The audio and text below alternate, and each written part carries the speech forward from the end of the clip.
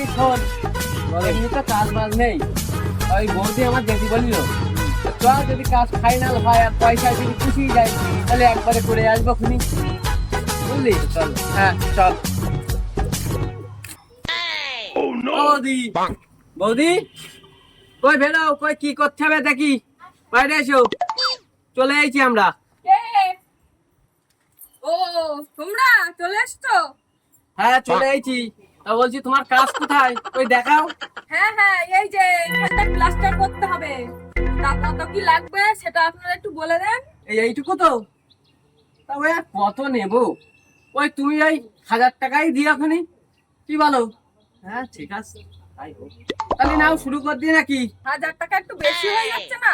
ওই 1-200 টাকা কম নিয়ে নেন, এটা ঠিক করে দাও। আচ্ছা ঠিক আছে, তাই হোক। এই বলছি কি, দুকালা মাল ফেলো। নাকি বাল এই এই এই আমার শরীরে আমি কি বাল দুপাড়ায় মাল ফেলতে পারি?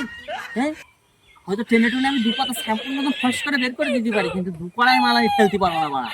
দেখো দিনি কেরাম অসভ্য ছেলে, ওরে বলছি আমি দুকালায় মাল ফেলতি, ও কি না কি উল্টো পাল্টা বলছে। দূর বাল, কিছু যা যা যা, ও সব কাজে এসে লোকের বাড়ি যাচ্ছে, আমি ওকে বাল